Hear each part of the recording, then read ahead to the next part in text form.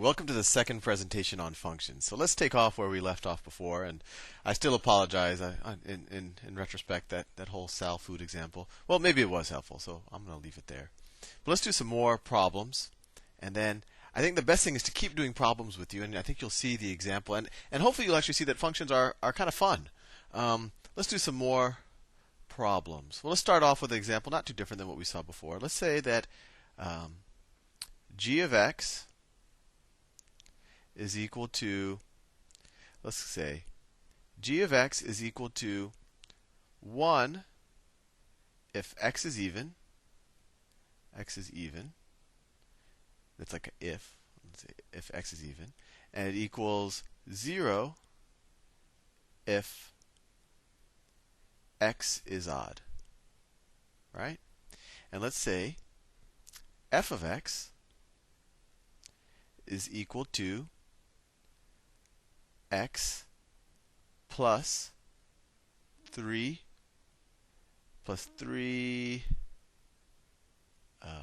let's say 3 times g of x. And let's say, I'm going to make it really complicated. Well, no, actually, I'm not going to make it any more complicated now. So let's try some problems. So let's give an example. What is f of 5? Well, it's really pretty straightforward. We take this 5 and we replace it for x in the function x and the function f. So f of 5 is equal to 5 plus 3 times g of 5, right? We just literally took this 5 and replaced it everywhere where we see an x. If instead of a 5 I had like a dog here, it would be f of dog would be equal dog plus 3 times g of dog. Not that that would necessarily make any sense, but you get the idea. So f of 5 is equal to 5 plus 3 times g of 5. Well, what does that equal? So the 5 stays the same, plus 3 times, well, what's g of 5? Well, if we put 5 here, if 5 is even, we do 1. If 5 is odd, we do 0. Well, 5 is odd, so it's a 0. So g of 5 is equal to 0. So this is 3 times 0. So this equals just 5, right? Because 3 times 0 is equal to 5. Well, what would be f of 6? Well, f of 6 would equal 6 plus 3 times g of 6, right? And once again, that equals 6 plus, well, this time, g of 6 is, well, 6 is even, so 1. So g of 6 is equal to 1. So this equals 6 plus 3 times 1. So this equals 6 plus 3, which equals 9.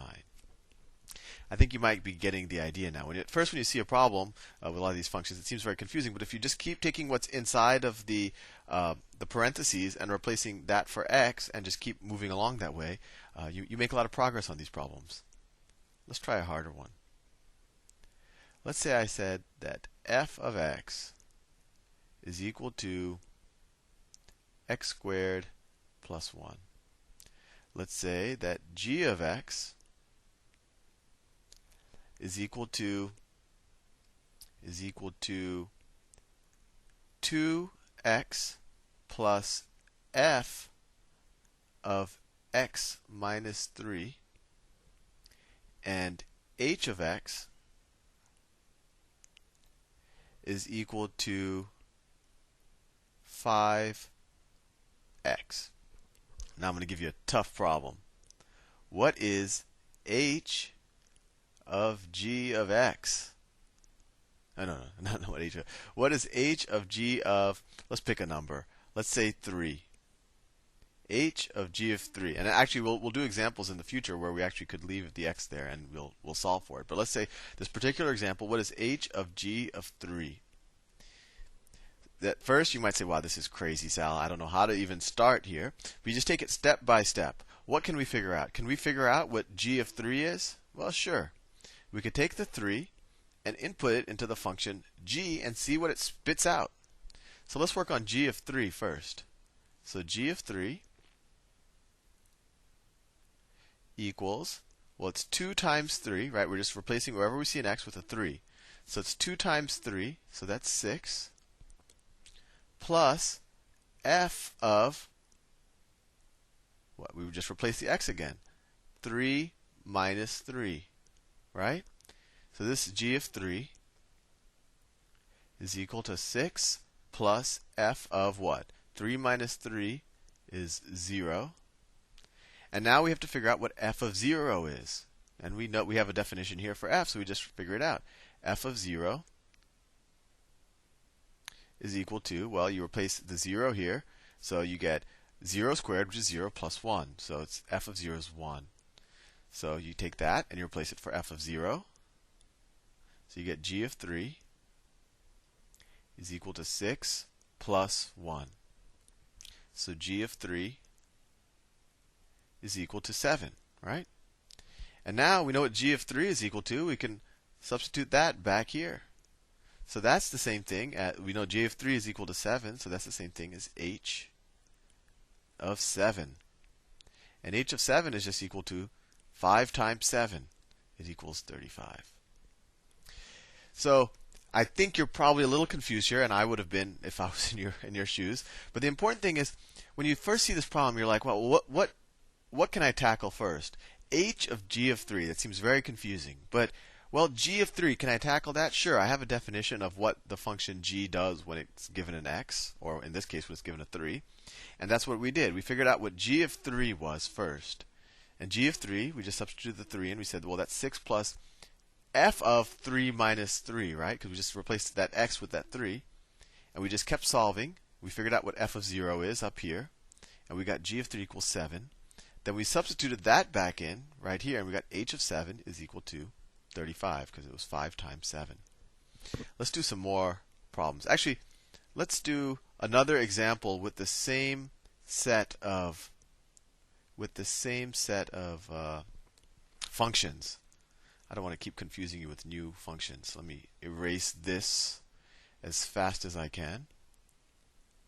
I think I'm getting faster at this erasing business. Let's see. Dum-da-dum-da-dum. You can sit and think a little bit about what we just did while I erase. Dum-da-dum-da-dum. Almost done. Let's see. Oh, I don't want to erase the stuff I already wrote. Oh, no, I erased it. Well, I can rewrite it. So just put it in white. And then I change the pen tool. 5. H of x equals to 5x. So let's do another problem. What is f of h of 10? Well, we want to figure out what h of 10 is, right? Before we can substitute, well, we could do it in different ways, as we'll see later, but we can figure out what h of 10 is pretty easily, right? We take the 10, substitute it in for x. H of 10 is equal to 5 times x. In this case, x is 10, so it equals 50. So we know h of 10 equals 50. So we know h of 10 equals 50, so we substitute that back in here. So we say f of h of 10 is the same thing as f of 50. And then f of 50 is, I think, pretty straightforward at this point. You just take that 50 and replace it back here. Well, it's 50 squared plus 1. Well, 50 squared is 2,500 plus 1. That equals 2,501. What is, let's see, what is g of h of 1? Well, we take h of 1. H of 1 is 5, so this is equal to g of 5. And g of 5, we just replace a 5 here. So g of 5 is equal to 2 times 5 plus f of 5 minus 3, right? We just take wherever we saw an x, we replace it with a 5. Well, that's equal to 2 times 5 is 10 plus f of 5 minus 3. Well, 5 minus 3 is 2 plus f of 2. What's f of 2? Well, 2 squared plus 1 is 5, right? F of 2 is 5. 2 squared plus 1. So that equals 10 plus 5, which equals 15. If you're still confused, don't worry. I'm about to record some more problems that'll give you even more examples of function problems. See you in the next presentation. Bye.